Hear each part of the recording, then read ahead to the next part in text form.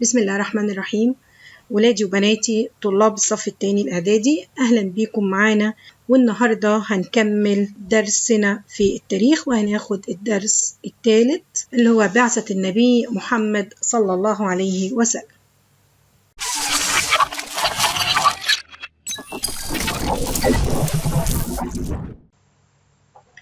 احنا اتكلمنا المرة اللي فاتت عن حياة الرسول عليه الصلاة والسلام في طفولته وشبابه، وقلنا ان الله سبحانه وتعالى رعى الرسول عليه الصلاة والسلام وكان بيعده لحمل رسالة الإسلام. مرت حياة الرسول عليه الصلاة والسلام بعدة أحداث مختلفة. أولا نزول الوحي جبريل عليه السلام. كان رسول الله عليه الصلاة والسلام زي ما احنا اتفقنا يا ولاد المرة اللي فاتت كان بيبعد عن ملاهي وقريش وسهرهم والحاجات اللي كانوا بيعملوها زي شرب الخمر ولعب الميسر، وكان بيخرج يقعد في غار حراء لوحده بيمكث فيه أيام بعيدا عن الناس عشان يتعبد فيه ويتأمل في خلق الله سبحانه وتعالى. ظل صلى الله عليه وسلم يتعبد في غار حراء حتى بلغ 40 من عمره، لأنه كان بعيد عن عبادة الأصنام وكان بيرفض السجود لها، إلى أن جاءه الوحي وهو في سن 40. في حاجات هنا لازم نحفظها. أول حاجة الغار اللي كان بيمكث فيه الرسول عليه الصلاة والسلام من قبل البعثة إلى أن جاءه الوحي فيه، وهو غار حراء. سن الرسول عليه الصلاة والسلام لما نزل عليه الوحي 40 عاما، يبقى المفروض أحفظ الحاجتين دول وأبقى أعرفهم. المكان اللي نزل فيه الوحي، اسم الوحي سيدنا جبريل عليه السلام، هو الملك الموكل بإرسال الكتب السماوية والرسالات إلى الرسل والأنبياء. وسن الرسول عليه الصلاة والسلام وقت الوحي وهو 40 عاما. إيه المقصود بالوحي؟ هو ما ينزله الله على أنبيائه عن طريق سيدنا جبريل عليه السلام، وهو الملك الموكل بالرسالات. في إحدى ليالي شهر رمضان نزل جبريل عليه الصلاة والسلام بالوحي على سيدنا محمد. يبقى أنا عرفت إن الرسول عليه الصلاة والسلام كان عنده 40 عاما، إنه كان في غار حراء وفي ليلة من ليالي رمضان، فضمه إلى صدره وقال له اقرأ. فالرسول عليه الصلاة والسلام قال ما أنا بقارئ، أقرأ إيه؟ فعادها جبريل على الرسول عليه الصلاة والسلام مرتين، وكانت إجابة الرسول عليه الصلاة والسلام نفس الإجابة، ما أنا بقارئ. فبدأ جبريل عليه السلام يقرأ للرسول عليه الصلاة والسلام اقرأ باسم ربك الذي خلق، خلق الإنسان من علق، اقرأ وربك الأكرم، اللي هي سورة العلق. فقرأها الرسول عليه الصلاة والسلام وعاد إلى بيته خائف ويرتجف، ودخل على السيدة خديجة زوجته رضي الله عنها وهو يقول لهم زملوني زملوني، يعني غطوني. فزملوه وغطوه حتى يذهب الروع عن نفسه، وأخبر زوجته السيدة خديجة بما حدث. فكان دور السيدة خديجة دور كبير جدا، إنها طمأنته وقالت له والله لن يخزيك الله أبدا، وبدأت تذكره بصفاته الحلوة، الصفات الحميدة اللي فيه عليه الصلاة والسلام. زي بالظبط ما الواحد يبقى قلقان وخايف ويجي والدك يقول لك ما تخافش، انت بتذاكر، انت ولد مؤدب، انت كويس، فبيديك طمأنينة. وده اللي عملته السيدة خديجة رضي الله عنها. فذكرت الرسول عليه الصلاة والسلام ببعض صفاته الجميلة، قالت له انت بتصل الرحم وبتقسم المعدوم، يعني بتساعد على الأرزاق، بتعين على نوائب الحق لو واحد فيه حصل له مصيبة، وبيحمل يعني المصاعب عن الآخر. ثم أخذته صلى الله عليه وسلم وانطلقت به إلى ابن عمها ورقة ابن نوفل، وده اسم تاني هنعرفه. ويا ريت يا ولاد واحنا بنذاكر نبدأ نطلع ورقة كده ونخليها للشخصيات، بمعنى إن أنا كل ما تيجي شخصية جديدة بدرسها أكتب اسمها واكتب هي عملت إيه، بكده ببقى سهلت على نفسي وعملت قاموس الشخصيات بتاعي. تمام. أنا هعدلكم واحد كده في آخر الوحدة إن شاء الله، وهنتكلم فيه عن الشخصيات دي وكل شخصية وعملت إيه. ورقة بن نوفل كان عالما بالإنجيل، ولكنه كان على دين سيدنا إبراهيم. فاكرين احنا قلنا دين سيدنا إبراهيم عليه الصلاة والسلام كان بيسمى إيه؟ بالحنيفية. فطمأن ورقة بن نوفل الرسول صلى الله عليه وسلم وأخبره إن ده هو الناموس، أي الوحي اللي كان أنزله الله سبحانه وتعالى على سيدنا موسى عليه السلام، وإنه صلى الله عليه وسلم هو نبي آخر الزمان وهو نبي هذه الأمة. لغاية كده كانت الدعوة للرسول عليه الصلاة والسلام فقط، إلا إن سيدنا جبريل عليه السلام جاء مرة أخرى للرسول عليه الصلاة والسلام ليخبره أنه رسول الله، وكلفه بحمل رسالة الإسلام إلى الناس. فبدأت مرحلة جديدة من الدعوة ومن حياة الرسول عليه الصلاة والسلام، وهي مرحلة الدعوة إلى الله سبحانه وتعالى. وهنعرف معها مراحل الدعوة الإسلامية. هي الدعوة الإسلامية مرت بمراحل، أيوة، مرت بأربع مراحل. كل مرحلة هي فترة زمنية تعرض فيها الرسول عليه الصلاة والسلام إلى مصاعب كتيرة لنشر دعوته، فالمفروض نفهمها وبعد كده نبدأ نحفظ المراحل دي إيه اللي حصل فيها. أول حاجة المرحلة الأولى، ودي كانت مرحلة سرية الدعوة، بمعنى إن الرسول عليه الصلاة والسلام ما كانش بيدعو غير المقربين ليه، خشية من إن قريش تقضي على الدعوة في بدايتها، فبدأ يدعو المقربين ليه، ودي بدأت من بداية البعثة إلى السنة الثالثة من البعثة، يعني استمرت حوالي 3 سنوات. المرحلة الثانية الجهر بدون مواجهة. الجهر بالدعوة يعني هيبدأ ينشره على أهل مكة ولكن بدون مواجهة، يعني مفيش قتال معاهم، وده بدأ من السنة الثالثة من البعثة حتى الهجرة. بعد كده المرحلة الثالثة ودي مواجهة المعتدين على الدعوة، ودي بدأت من السنة الثانية من الهجرة إلى السنة السادسة، أي بدأت مع غزوة بدر زي ما احنا هنعرف. المرحلة الرابعة ودي عالمية الدعوة ومواجهة من يقف ضد حرية نشرها، يعني بدأت الدعوة تاخد شكل جديد وهو نشرها على باقي الأقطار أو باقي دول العالم، وده بدأ بعد صلح الحديبية. احنا النهاردة في درسنا هناخد مرحلتين. المرحلة الأولانية اللي هي مرحلة سرية الدعوة استغرقت 3 سنوات، دعا فيها الرسول عليه الصلاة والسلام المقربين منه وهم أهل بيته وأصدقائه. فكان أول من أسلم هنعرفهم كده بترتيبهم بشخصياتهم.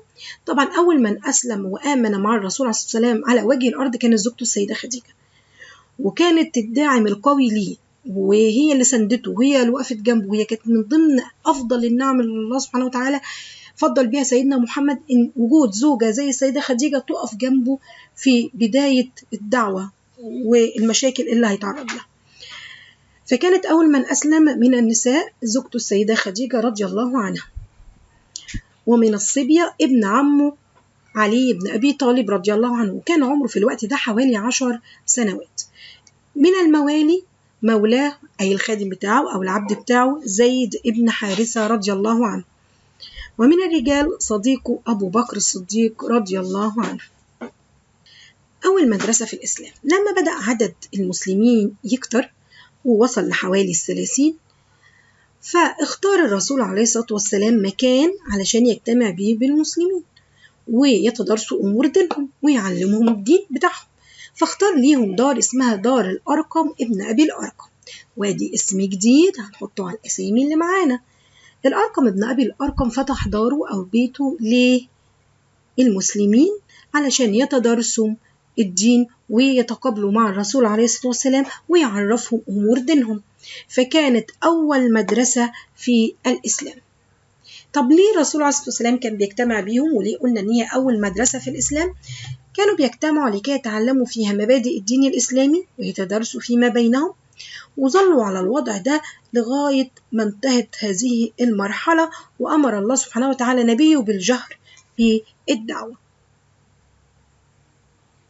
المرحلة الثانية وهي الجهر بالدعوة بدون مواجهة، أي المرحلة أو الدعوة الجهرية. بعد 3 سنوات من دعوة الرسول عليه الصلاة والسلام للإسلام سرا، جاء أمر الله لرسوله بإعلان الدعوة وما جاءه من الحق، فبدأ الرسول صلى الله عليه وسلم يعلن عن دعوته بين الناس ويأمرهم بعبادة الله الواحد الأحد وترك عبادة الأصنام. الرسول عمل مشهد جميل جدا، انت لو قعدت كده تتخيلوه، ان الرسول عليه الصلاة والسلام صعد فوق جبل الصفا، يبقى أعرف المكان اللي هيبدأ ينادي فيه الرسول بالدعوة. صعد فوق جبل الصفا ونادى على الناس فاجتمعوا له، فقال لهم: أرأيتم لو أخبرتكم أن خيلا وراء هذا الجبل تريد أن تغير عليكم أكنتم مصدقين؟ يعني لو قلت لكم إن ورا الجبل ده في خيل جاية تهجم عليكم، جيش جاي يغير عليكم، هل انتوا هتصدقوني؟ فكان رد قومه عليه ايه؟ نعم، ما جربنا عليك كذبا قط، انت عمرك ما كذبت.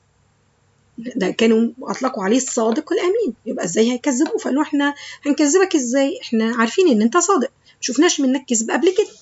فقال لهم ايه؟ فاني نذير لكم بين يدي عذاب شديد. وبدأ يشرح لهم دعوة الإسلام والبعد عن المنكرات والنهي عن المنكر، وإزاي يتقربوا إلى الله سبحانه وتعالى، وإزاي هو يضمن لهم الجنة لو هم أمنوا بالله وبعدوا عن عبادة الأصنام. فبدأت أول سخرية قريش من الرسول عليه الصلاة والسلام، وكان من أقرب الناس ليه وهو عمه أبو لهب، اللي قال له: تبا لك سائر اليوم، ألهذا جمعتنا؟ انت جمعنا عشان ايه؟ عشان الكلام اللي انت بتقوله ده؟ فكانت النتيجة ان الله سبحانه وتعالى توعد ابو لهب بالعذاب لما قال: تبت يدا ابي لهب وتب.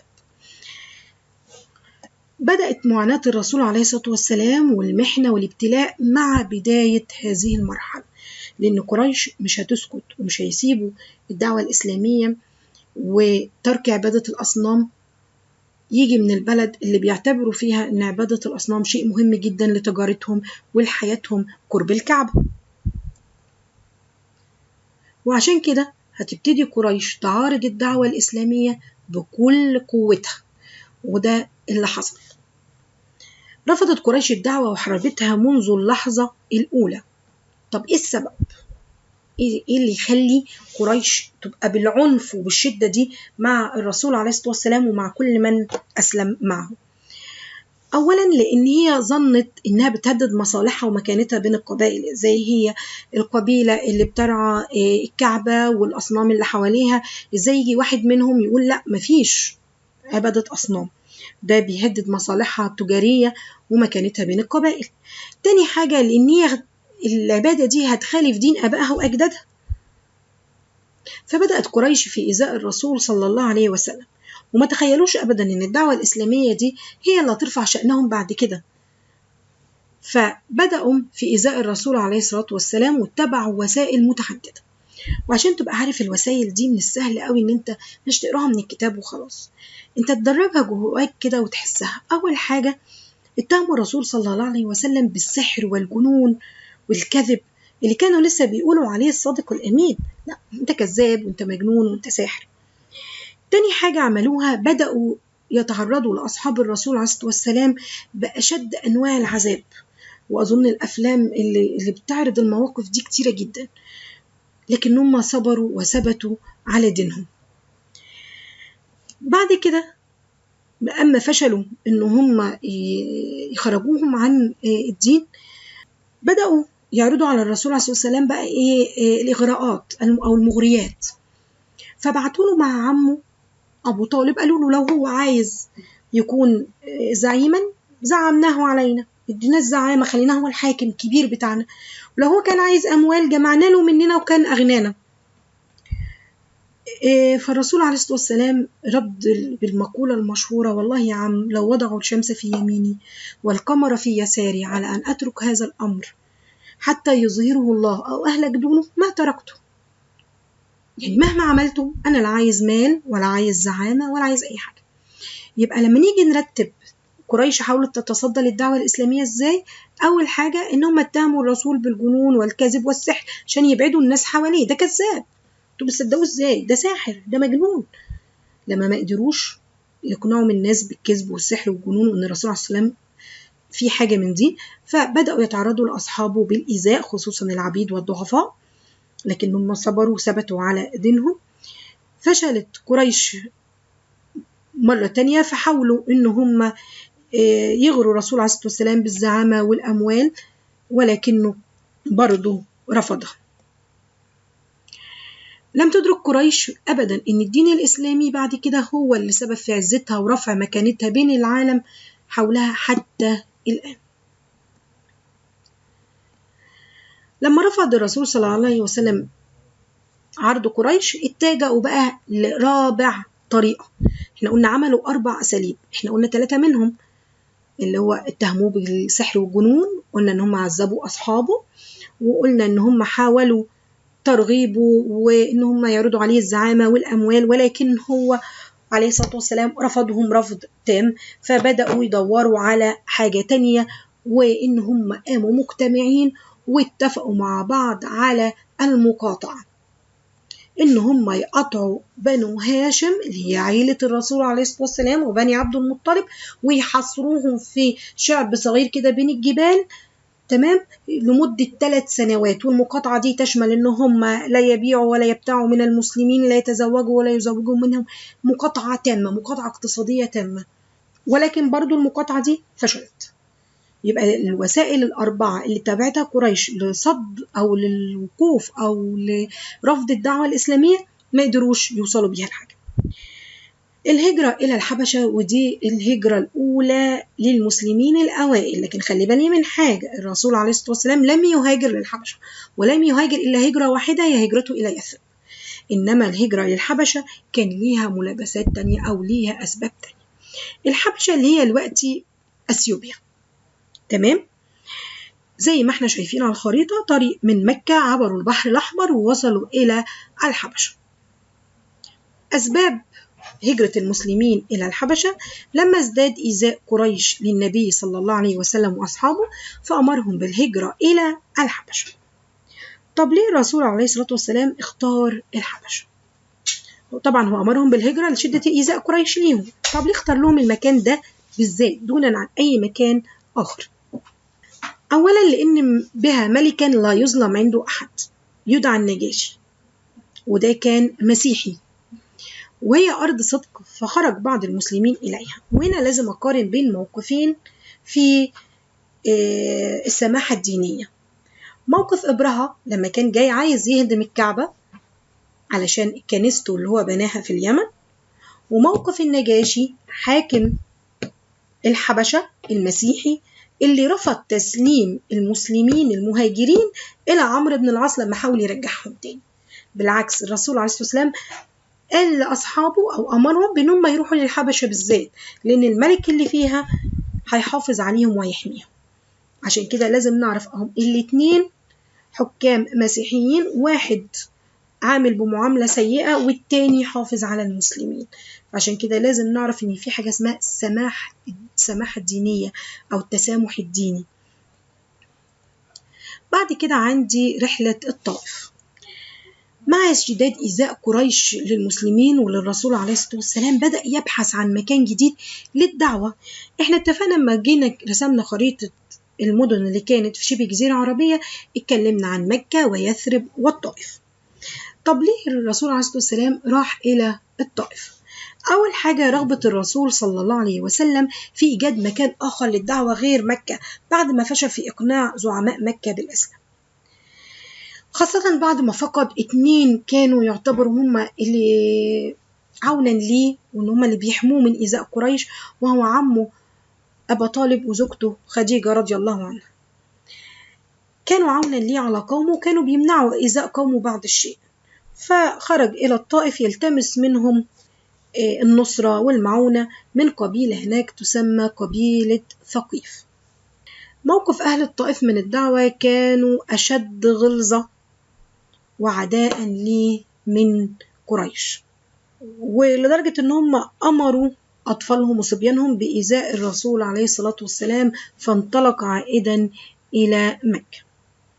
خلي بالي من حاجة مهمة، رحلة الطائف كانت في العام 10 من البعثة.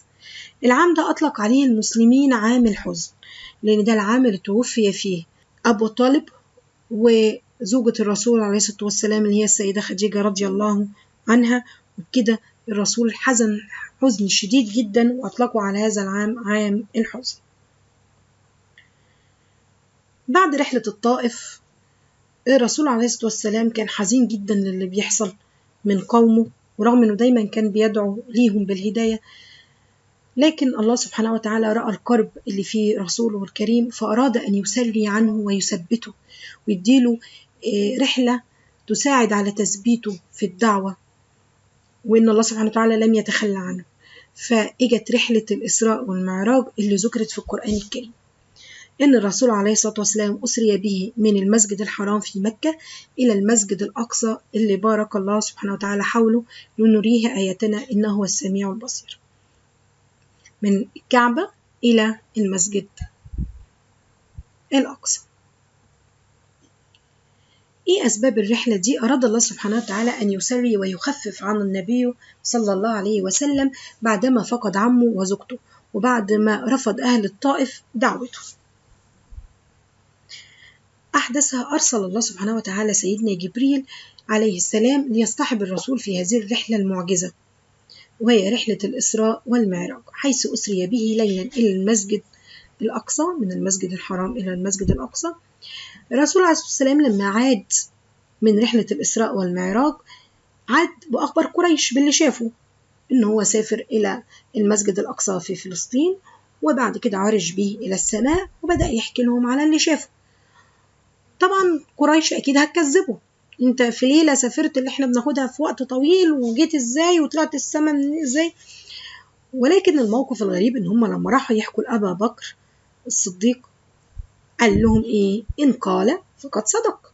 يعني انتوا بتقولوا ان هو بيقول ان هو راح بالليل الى المسجد الاقصى ثم عرج به الى السماء، انا مصدقه، اي حاجه يقولها محمد انا مصدقه. فقال لهم ايه؟ ان قال فقد صدق. لذلك سمي ابو بكر الصديق بالصديق. لغايه هنا تنتهي حصتنا النهارده، درسنا النهارده. ان شاء الله اشوفكم في الدرس الجاي باذن الله، ونكمل مرحله دعوه جديده او مرحله جديده من الدعوه الاسلاميه، وهي الهجره الى يثرب ان شاء الله. شكرا لكم.